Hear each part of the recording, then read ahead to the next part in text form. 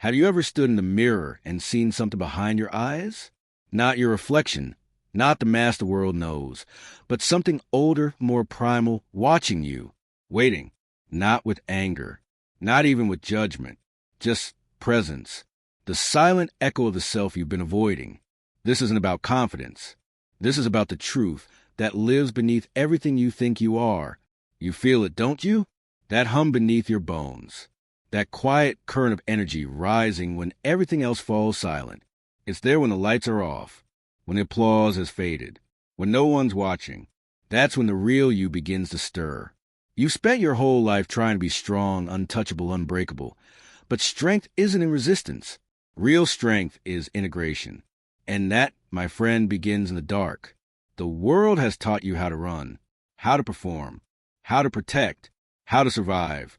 But it has never taught you how to sit with yourself in the silence of your own inner abyss. It has never taught you how to face the parts of you that you locked away a long time ago. And so the pain persists, the same arguments, the same heartbreak, the same internal storms. Why? Because you are still living at war with your own unconscious. Carl Jung once said, "I am not what happened to me. I am what I choose to become." But becoming requires descent. This is a descent, not into chaos, but into the hidden order within the chaos, into the shadow, the place where everything you rejected, denied, abandoned, and buried still breathes, in silence, in symbols, in your dreams, in your triggers, in your sabotages, in the stories you keep telling yourself that begin with "I always" and end with pain. You want to be untouchable? Then go where no one has ever taught you to go. Look into your own shadow, and instead of turning away, say, "I see you," because the one who sees their shadow is no longer its slave.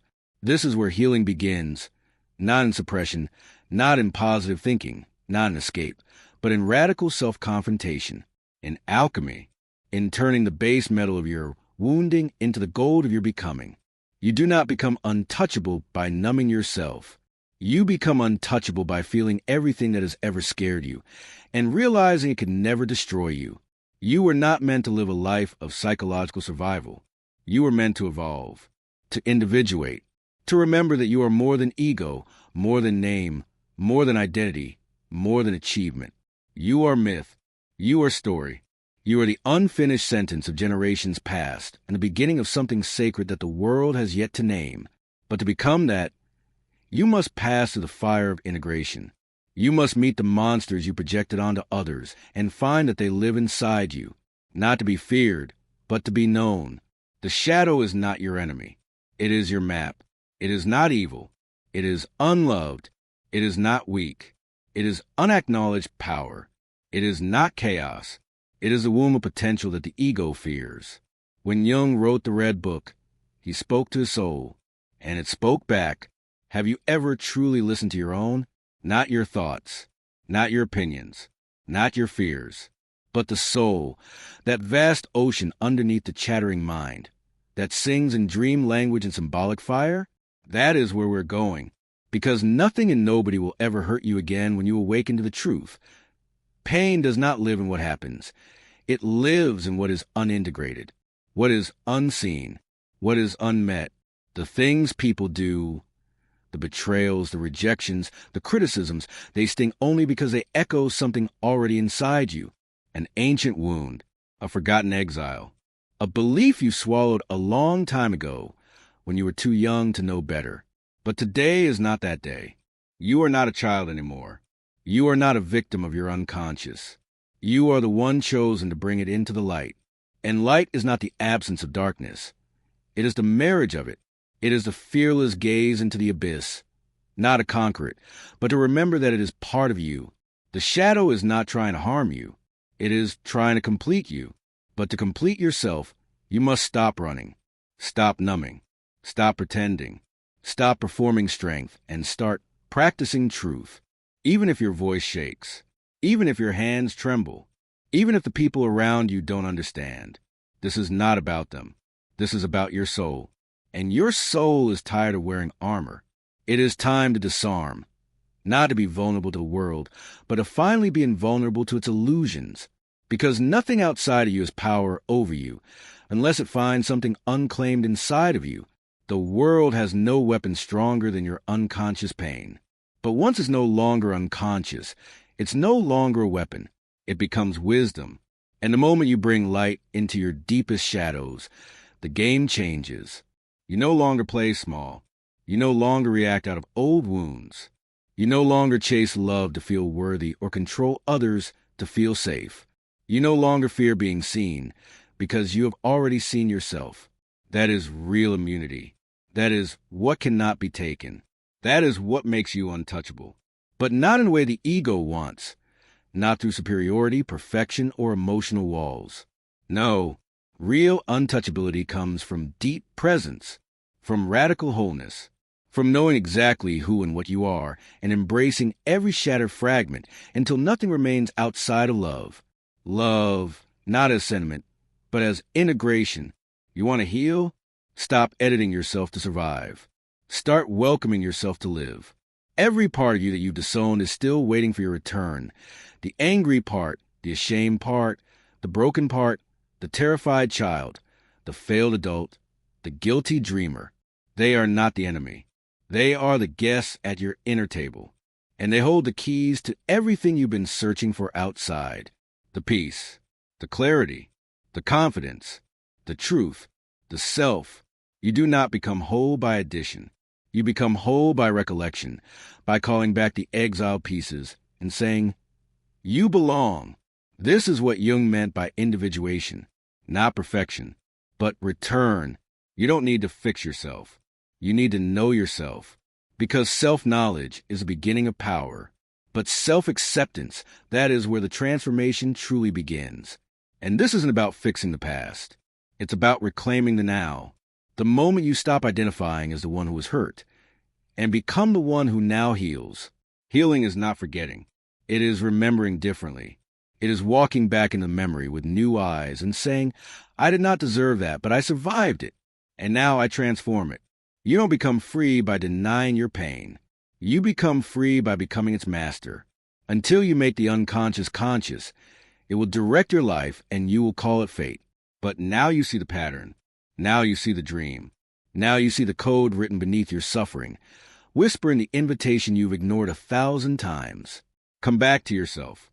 And when you do, when you stand fully in your own being, not as an idea, not as an identity, but as presence, something sacred happens. You stop needing the world to agree with you. You stop fearing silence. You stop chasing things that never fed your soul. You stop bleeding for people who can't even hold their own wounds. You stop betraying yourself for validation.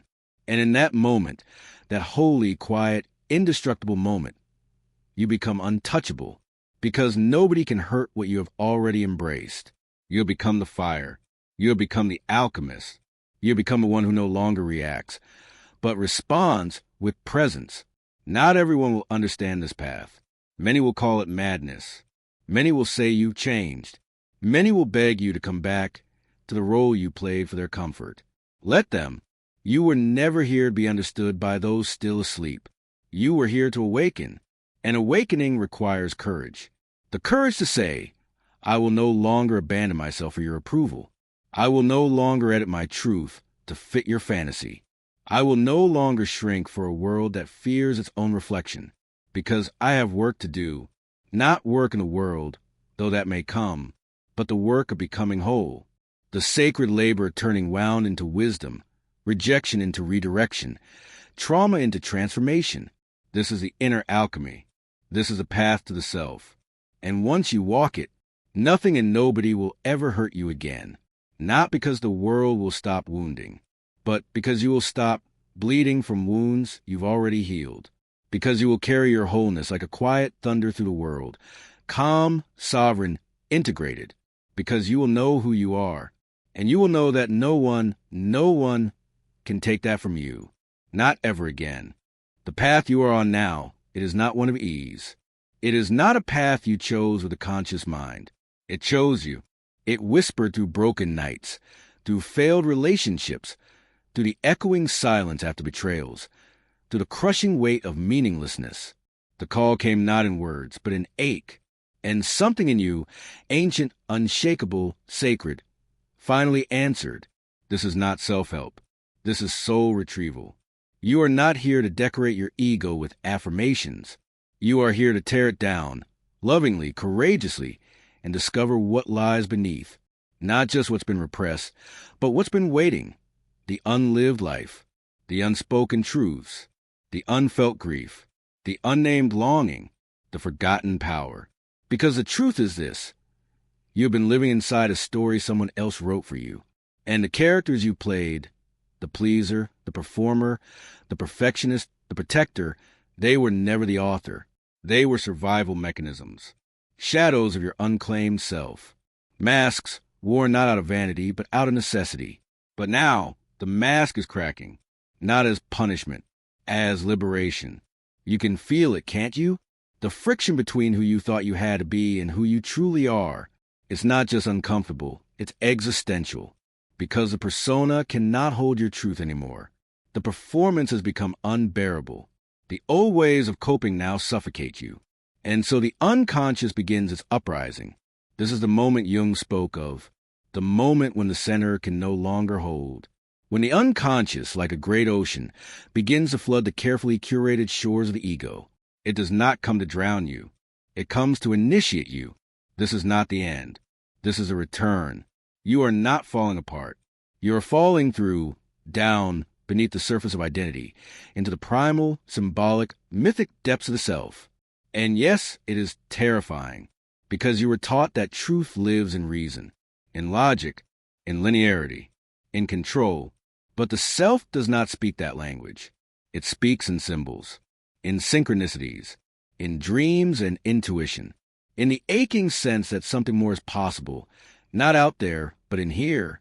Can you feel it? The subtle pull toward the unknown, the call to reclaim everything you left behind on the path to becoming acceptable, the longing to go home, not to a place, but to a wholeness you've never known in this life. But somehow remember, this is not spiritual fantasy. This is individuation, the soul's rebellion against fragmentation, the sacred union of opposites, light and shadow, masculine and feminine, instinct and intellect, wound in wisdom. And this union, it cannot be forced. It must be invited. It must be earned through descent, through the slow, deliberate process of turning toward everything you swore you'd never face. The jealousy, the rage, the shame, the trauma, the hunger, the grief. Every feeling you tried to spiritualize away, intellectualize away, rationalize away, they are still here, not to torment you, to liberate you, because nothing you repress is ever truly gone. It waits, patiently, in your body, in your relationships, in your patterns, in your silence. And when you are finally ready, when you stop trying to be good and start trying to be whole, it comes back. Jung called this the shadow encounter. And it is holy, not because it feels good, but because it is true. The shadow does not appear to destroy you. It appears to show you where you are still asleep. It whispers, here is your unlived life. Here is your unclaimed power. Here is your sovereignty, buried beneath your pain. The wound is where the light enters, not as cliche, but as alchemical fact. Because the wound is the doorway. The exact place you were broken is the place where soul can enter, if you stop trying to seal it shut. So many of us spend our lives running from the very thing that would set us free. We chase external solutions for internal problems. We blame, we numb, we pretend. And underneath it all, the same questions remain. Why am I still hurting? Why does this keep happening? Why can't I feel whole? The answer is terrifyingly simple. Because you have not yet looked inward with honesty. Because you have not yet turned toward the thing you fear the most, yourself. But you are ready now. That's why you're still here. That's why you've been led to this moment. Not by coincidence. By synchronicity. The unconscious guiding you through symbols, events, and crises, all conspiring to wake you up. Every painful experience, an invitation. Every failed relationship, a mirror. Every anxiety attack, a rupture in the dam of suppression. Every dream you didn't understand, a map in disguise. The self has been speaking to you your entire life. You just weren't listening. Not because you were weak, but because you were surviving. And survival doesn't have time for myth. It doesn't have time for soul. But now you do. Now you are crossing the threshold from survival to sovereignty, from autopilot to awareness, from performance to presence. And the first thing you must acclaim is not your confidence. It is your truth, the truth of what you feel, the truth of what you want, the truth of what you fear, the truth of what you denied for so long. You forgot it was even yours. This is the first act of individuation, the return to truth, raw, inconvenient, liberating truth. You do not begin by becoming powerful. You begin by becoming real, because in truth there is power, not the power to control others, the power to stop needing to, the power to walk away from what dishonors you, the power to say no without guilt and yes without fear, the power to stop bleeding for the unworthy, the power to live finally as yourself, not as an echo of someone else's expectations. That is what it means to become untouchable. Not that the world will stop trying to harm you, but that you will no longer collapse under the weight of your own fragmentation. You will no longer hand your worth to the outside world for validation. You will no longer allow trauma to write your future. You will feel, but not be ruled. You will fall, but not forget who you are. You will be hurt, but not be broken, because you will have reclaimed every lost piece of yourself. And when you do, you will become a force of presence, not loud, not flashy, but undeniable. That is the path of the inner alchemist. To face the base material of the self, the lead of pain, fear, longing, failure, and turn it into something golden. You do not do this once. You do it again and again. You descend into the unconscious. You meet the shadow. You bring it into light. You stumble. You integrate. You fall. You rise. You become, not instantly, but inevitably and slowly, the persona dissolves. The roles you played fall away. The noise inside begins to still, until what remains is something so still, so centered, so ancient, it cannot be shaken. That is the self, the one who watches, the one who remembers, the one who was never touched by trauma, never shattered by betrayal, never afraid of truth, because it is truth. And from that place, you rise, not as someone healed by others, but as someone who healed themselves by walking through fire and learning to love the flame. That is what you are becoming. And when the next wave of life hits, when the next betrayal comes, the next heartbreak, the next test, you will meet it not with defense, not with fear, but with presence. You will say, I've met worse within, and you will mean it, because you will have gone to the bottom of your own psyche and come back with something no one else can give you, sovereignty. That is the revolution of the self. And it begins now. And as you rise, you begin to see, not with your eyes, but with the eyes behind the eyes. The vision of the self, ancient and clear. What once appeared as chaos now reveals itself as a pattern. What once broke you now becomes your initiation. The people who hurt you, they were not the end of your story. They were the threshold, the fire that forged the one you are now becoming. But the forging is not yet complete. This path is not linear. It loops and spirals, like the serpent eating its own tail, the Ouroboros, an eternal cycle of death and rebirth. You will return to old pain with new eyes. You will meet familiar fears at deeper layers. This is not regression. This is alchemy. Every return is a revolution. Every wound, when met again in awareness, becomes less of a curse and more of a teacher.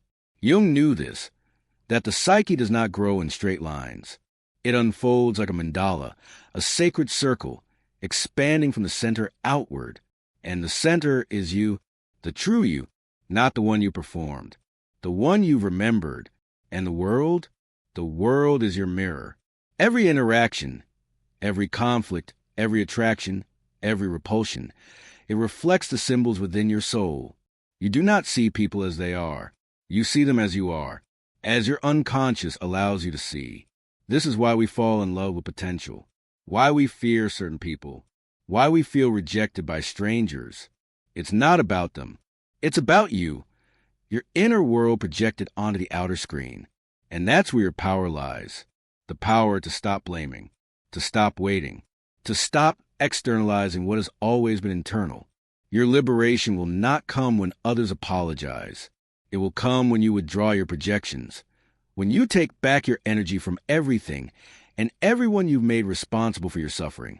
You think you were betrayed? Maybe, but deeper than that. You betrayed yourself by abandoning your truth to be loved. You think they rejected you? Maybe, but deeper than that. You rejected your own voice the moment you chose silence over authenticity. You think they broke your heart? Maybe, but the deeper truth is, they revealed where it was already broken. And this is not to shame you.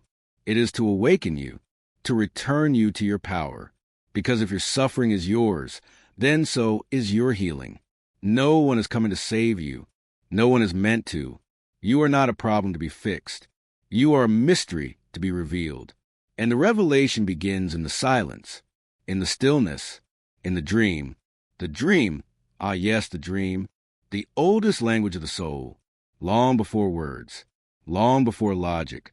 The dream is the whisper of the unconscious, the place where symbols dance, where archetypes reveal themselves in masks, where your inner landscape is made visible. You've dismissed your dreams for too long, called them nonsense, random, unimportant. But they are the bridge, from ego to self, from surface to depth, from fragmentation to wholeness. They speak in riddles because the soul is poetic, not mechanical. They show you who you are, what you fear, what you long for, and what you must face to become free. Pay attention. The monster chasing you, that's the part of you you've disowned. The falling sensation, that's your control slipping away. The faceless figure, that's the unknown self, waiting to be named. You do not need to decode every dream. You need to feel them. Let them speak to you, not from the mind, but from the heart. Let them guide you back to your myth. Because your life is a myth, not a fiction, a symbolic journey, a soul narrative unfolding through the illusion of time.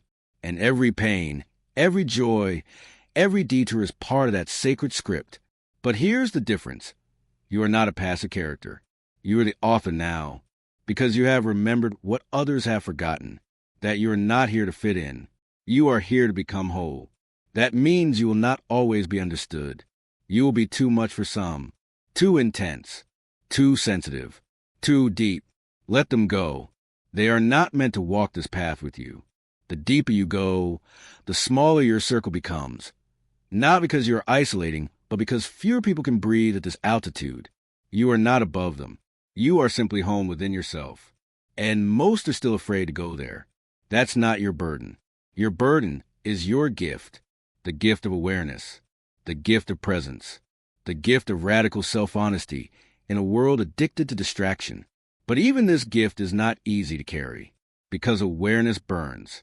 To see clearly is to grieve everything you once clung to, the illusions, the attachments, the personas, the roles, and perhaps the most painful of all, the version of you who thought that being loved meant being less. Let them die. Let them all die. This is a symbolic death Jung spoke of. The dissolution of ego, the crucifixion of false identity, so the self can rise. It will hurt. It will feel like losing yourself. But in truth, it is the first time you are actually finding yourself. And what you will find is not a polished version of your past. You will find your essence. The part of you that existed before the world told you who to be. The part of you that remembers. Remembers what? Everything. The ancient wisdom. The dreams of your ancestors. The purpose buried beneath your pain. And when you remember, you no longer need to prove yourself, because your presence becomes your proof. You become sovereign, not in dominance, in embodiment. You become the medicine for your own wounds. You become the flame that lights the path for others, not by teaching, not by preaching, but by being. Your being becomes a revolution. Your stillness becomes contagious. Your authenticity becomes an invitation. This is power, not the power to control others, the power to never need to again, because you know who you are, because you've walked through your own hell, because you faced a dragon and realized it was guarding your gold. The dragon was not the enemy. It was a test. It was you, your rage, your fear, your unintegrated passion, waiting to be redeemed. You want to be untouchable? Then stop slaying your dragons and start becoming them, not in violence, in sovereignty. Reclaim what you've been taught to fear. your hunger, your anger, your wildness, your grief, your desire. Stop dividing yourself into acceptable and unacceptable. Stop amputating parts of your soul to fit in cages you were never meant to survive in. You are not here to survive.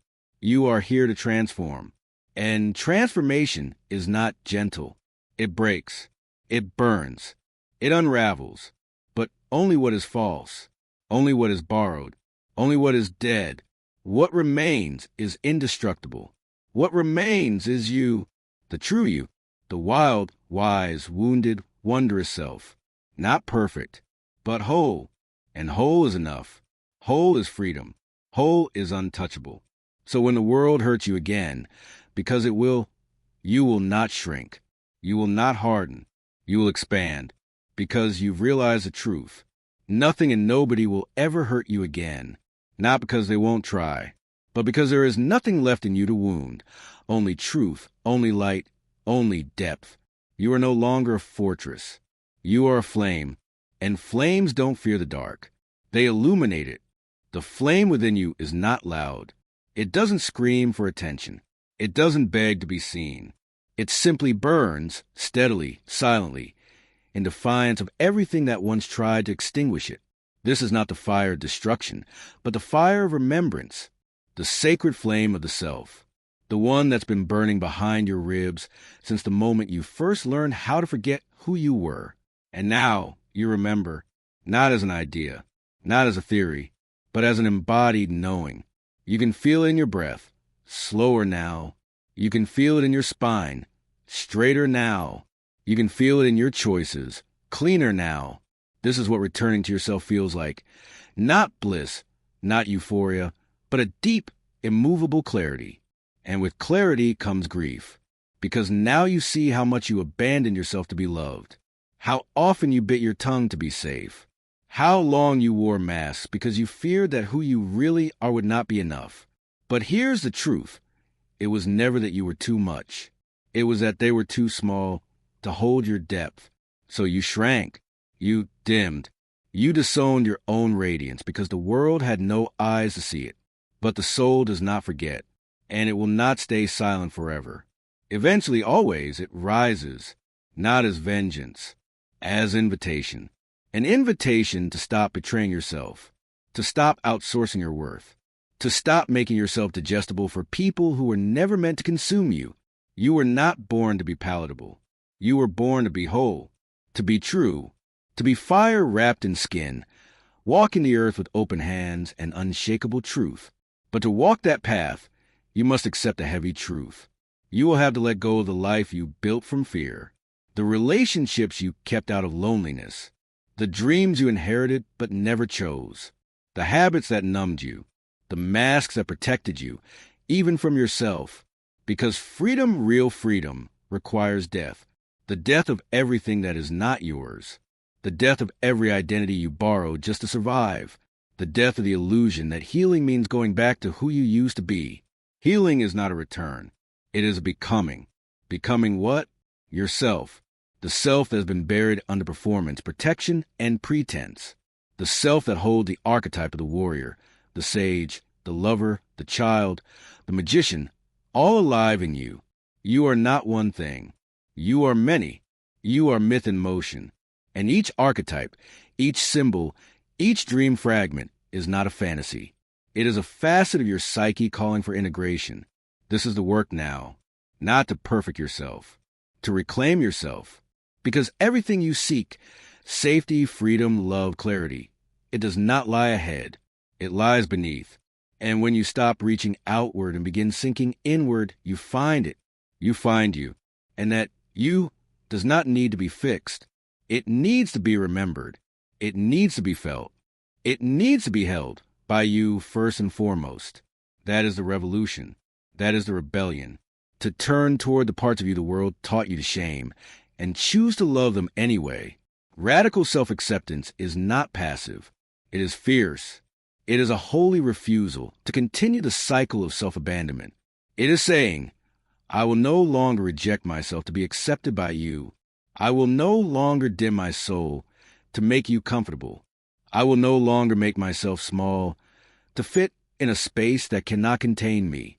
This is liberation, not the kind that screams, the kind that radiates. And when you radiate, not in performance, but in truth, the world begins to shift, not because the world changes, because you do. You stop trying to be everything for everyone. You stop trying to win battles that cost your peace. You stop bleeding for people who don't even know how to hold themselves. You start choosing silence over performance, boundaries over approval, truth over peacekeeping, presence over productivity. And in doing so, you become the one you were always searching for. This is a paradox. You thought you needed someone to save you, but you were the one all along, not as savior, as sovereign. And sovereignty doesn't come from dominance. It comes from devotion. Devotion to your own becoming. Devotion to your depth. Devotion to yourself. And when you're devoted, you stop chasing. You stop performing strength. You stop building fortresses around your heart. You simply are, rooted, real, unshakable. And that is what makes you untouchable. Because people will still misunderstand you. They will still leave you. They will still project onto you. But it will no longer touch you. Not because you don't feel, but because you no longer identify with what was never yours. Their story? Not yours. Their wound? Not yours. Their fear? Not yours. You can love with boundaries now. You can speak with clarity now. You can lose and still remain whole. Because you are not fractured anymore. You have returned to the center. The self. Not the self of lowercase s, the personality, the identity, the performer, but the self with a capital S, the eternal, symbolic, integrated soul that watches, that knows, that guides. And when you live from the self, your life becomes something different. It becomes sacred, not because it's perfect, because it's aligned. You begin to move with intention, to speak with integrity, to rest without guilt, to walk away from what no longer serves, to dream again, not with hope, but with vision, because now you see, the pain was not punishment. It was preparation. The losses were not failures. They were clearings. The breakdowns were not endings. They were initiations. You were never broken. You were breaking open. And from the fracture, the gold begins to pour. Not from outside. From within, you have become the vessel now. Not because you achieved some imagined ideal, but because you faced the abyss and lived. You stood in the center of your own darkness and refused to run. You met your fear with breath, your shame with truth, your grief with grace, your anger with presence. And in doing so, you awaken the only thing that can never be touched by this world, the self. It cannot be named. It cannot be shamed. It cannot be destroyed. Because it is you, beneath the noise, beneath the pain, beneath the lies you inherited. It is you, and you are free now, free to love without losing yourself, free to speak without apologizing for your existence, free to feel without fearing your sensitivity, free to walk alone when necessary, not in isolation but in truth. And maybe the world will never fully understand you. That's okay. You were not meant to be understood by a system that fears depth. You were meant to awaken others, not with words, but with embodiment. You are the mirror now. And when others look at you, they will either turn away or rise. Not because you ask them to, but because your being demands it. This is what it means to be untouchable. Not numb, not hard, not disconnected, but whole, integrated, aligned, awake. And now the dream deepens. Because awakening is not a one-time event. It is a continual unfolding, a spiral into greater intimacy with yourself. And there is more to uncover, more to integrate, more to remember, because you're not done yet. You are only just beginning. So here you are, standing on the threshold of what was and what could be, still smoldering from the fire that did not destroy you, but refined you. The air is different here. Thinner, clearer, honest. There is no echo of the past pretending to be the present. No more chasing ghosts to heal a wound long turned into wisdom. You are no longer a seeker in search of the self. You have become the self in motion. But what now? What happens after the remembering? After the silence opens and the voice within is no longer a whisper, but a steady, sovereign presence? You live. You live not as you once did, obeying the momentum of habit and history, but from a center that moves with purpose, not as a reaction, but as a revelation. Because once you met your shadow and embraced it, once you've laid your shame on the altar and called it sacred, once you've stared into the void and recognized it as your reflection, the world no longer owns you, and the rules it built for fragmented no longer apply. You're no longer playing that game. You are writing your own myth now, not as an escape, as an act of defiance against every narrative that once told you. You are not enough, because you are, and not only are you enough, you are necessary. Necessary to your own life, necessary to your lineage, to the timelines that brought you here through blood, dream, symbol, and wound. Necessary because you survived. Necessary because you remembered. And yet, this remembrance is not an end. It is a turning, a spiral inward again. You do not awaken once and stay there. You awaken and fall asleep again. You awaken deeper. You awaken darker. You awaken more tender, more fierce, more whole, because the path of individuation is not paved. It is carved by you with every step, every choice, every breath. No guide will give you a map to your soul. There is no guru for this. Only symbols, only signs, only the compass of intuition and the mirror of your dreams. They will point you, but you must walk. You must choose, not perfection. Presence, not certainty. Trust, not destination. Depth, and this is the cost of becoming untouchable. You will no longer find comfort in the places you once called home. You will outgrow what does not expand you. You will grieve people still addicted to their illusions. You will lose what cannot meet you where you now stand. But this is not punishment. It is proof that you have crossed into another realm of being, that you no longer belong to the noise, that you are claimed now not by trauma, not by ego, but by soul. And the soul is not interested in comfort. The soul is interested in truth. Radical, liberating, uncomfortable truth. So here's the truth. If you want to remain asleep, go back. Return to your roles. Return to your coping. Return to your armor. But if you want to live, truly, fiercely, honestly live, then keep walking. Keep stripping away everything that isn't yours. Keep asking, is this true? Is this me?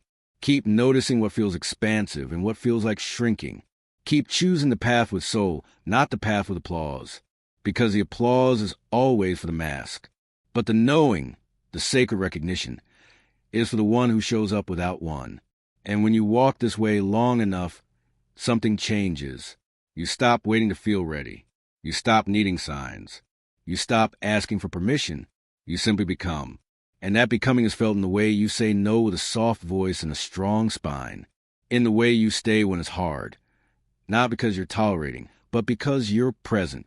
In the way you leave, not in anger, but in self-respect. In the way you hold yourself through grief, joy, rage, and rebirth, all with equal reverence. Because reverence is what the world is missing. Not more power, not more performance, but reverence for the unseen, the inner, the symbolic, the sacred. And that reverence begins in you, for your body, for your boundaries, for your dreams, for your emotions, even the ones that once felt like enemies, especially those. Because now you see, the anger was never wrong. It was your yes screaming through a lifetime of silent no's. The grief was never a weakness. It was your heart stretching to make room for something real. The fear wasn't a flaw. It was your wisdom warning you where your truth was being ignored. And the longing, it wasn't immaturity. It was your soul pointing toward the unlived life. All of it, every emotion, every ache, every fragment. It was always trying to lead you home. You just didn't know how to listen. But now you do. Now, when silence comes, you don't run. You sit, you listen, you breathe, and you wait, not with anxiety, but with presence. Because presence is the only thing that makes you untouchable. Not strategy, not success. Presence. To be here fully. Not one step ahead in worry. Not one step behind in regret. but here, breathing, feeling, choosing. And from that place, every moment becomes sacred. You could be washing the dishes, and it becomes a ritual. You could be walking alone, and it becomes communion. You could be grieving, and it becomes a baptism. You are no longer avoiding life. You are inhabiting it, fully, freely, unapologetically. And what happens when you live like this? You become magnetic, not because you are trying to attract, but because you are real. You are embodied. You are undivided. And wholeness, real wholeness, draws to it only what is true. You no longer have to chase. You no longer have to prove. You simply are, and that is more than enough. You speak less. You listen more. You give less advice. You offer more space. You stop trying to be someone. You remember that being someone is already more than enough. And this remembering doesn't make life easier. It makes it clearer. You still fall. You still doubt. You still ache. But you no longer abandon yourself in the process. You meet yourself there, in the confusion, the fear, the contradiction, and say, I will not leave you again. That is your vow now, to never leave yourself again. Not for love, not for success, not for comfort, not even for peace. Because sometimes truth costs you peace. Sometimes growth costs you belonging. But the cost is always worth it. Because you are not just becoming someone. You are becoming something. An archetype embodied. A soul awakened. A mirror held to the world. You are no longer who you were. And thank the stars for that. Because what comes next will ask for even more of you. More honesty. More clarity. More courage. But you are ready now. You have walked through fire and named it teacher. You have met your shadow and called it brother. You have sat with silence and found yourself within it. You are not untouched by life. You are touched through. You are made by it, matured by it, mastered by it. And now, you lead not with perfection, but with depth, not with certainty, but with presence, not with answers, but with embodiment. That is your power. That is what makes you untouchable. Because no one can take what you've integrated. No one can touch what you've healed. No one can break what you become. Not now. Not ever. And now we enter the deepest place. Not the end, but the root. Not the final step, but the first one again, seen from the eyes of one who has returned whole. You have walked the spiral. You have descended into the unconscious. You have faced the mirror of the shadow and refused to turn away. You have held your younger selves, not in contempt, but in compassion. You did not bypass. You did not numb. You listened. And because you listened, you began to see, not with the intellect, but with the soul. And what did you see? You saw that your pain was never a punishment. You saw that the betrayal was not the end. It was the doorway. You saw that nothing was ever against you, only trying to awaken you. Even your suffering was a sacred map. You were being led here to this moment, this breath, this truth. You are not who you thought you were. You never were. You are not the child seeking approval. You are not the adult wearing masks. You are not the wounded one. You are not the rose. You are not even the voice in your head that narrates your story. You are what watches all of it, what endures, what knows, what was there before the story began, and what will remain long after it ends. You are the self, vast, eternal, symbolic, and this self has never been broken. It is not wounded. It is not afraid. It does not seek validation. It does not beg for love.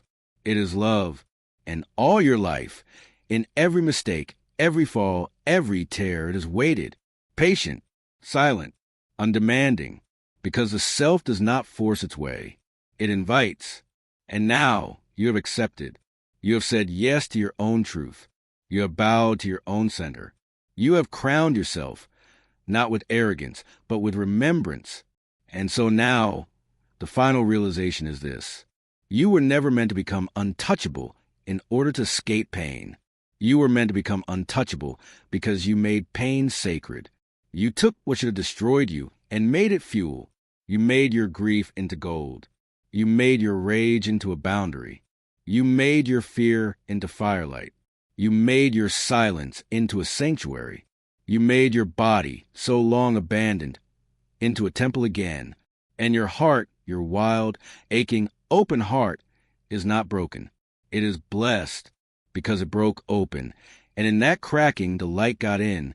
The alchemist called this the opus magnum, the great work. And now you know why. Because it demands everything. Your illusion, your control, your certainty, your smallness, your ego's comfort. You gave it all. You surrendered. And in that surrender, you were finally claimed by the self, by soul, by the ancient knowing that your life is not random. It is ritual. It is myth in motion. It is symbol carved into flesh, longing to be felt, lived, and honored. And so now you walk, not away from the world, but through it, with eyes that see through illusion, with hands that no longer grasp, but give, with a voice that does not shout to be heard, but speaks from the depths of silence, with a spine that bows to no one, because it is already bowed to truth. And that truth has set you free, not the kind of freedom sold by culture, but the kind that roars in the bones of mystics, the kind that echoes in the chambers of the unconscious, the kind that hums in dreams and dances in shadows and waits in the quiet between heartbeats. You have become that freedom, and now you become the mirror. You will walk through a world still dreaming, and you will not lose yourself in their sleep. You will see the pain in others and not absorb it, but hold it with presence. You will be attacked, misunderstood, judged, and you will no longer collapse because you no longer carry the parts of you that believe their story. You will no longer run from discomfort. You will no longer chase peace. You will simply be, because what you sought is already within. And this is the great paradox. You were never missing anything. You were never broken. You were never meant to be fixed. You were meant to be remembered, reclaimed, reintegrated. You were meant to return. And now you have. You are home, not in a place, in a presence, in a self that cannot be touched by external chaos because it is rooted in internal clarity. Let them come. Let the storms rage. Let the voices rise. Let the world shake. You will not be moved. You have become the mountain. You have become the flame.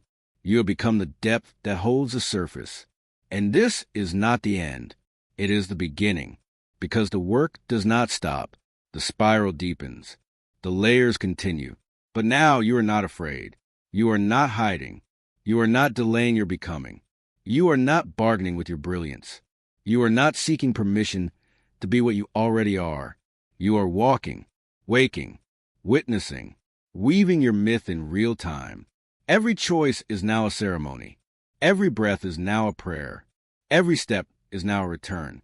And nothing can take this from you.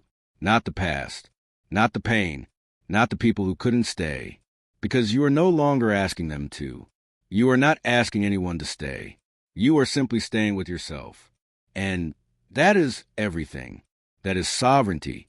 That is sanctity. That is the root of all real power. And when people ask, how did you become like this? So calm, so clear, so grounded, so unshakable. You will not answer with words. You will answer with presence. And they will feel it. They will feel what you have done, what you have faced, what you have remembered. And maybe, just maybe, they will be inspired to begin, not because you told them to, because you became. And in your becoming, you became untouchable, not because the world changed, because you did. And now, no matter what happens, nothing and nobody will ever hurt you again, not because they won't try, but because the wound no longer finds a home in you, because you are whole, because you are here, because you have remembered who you are, and you will never, ever forget again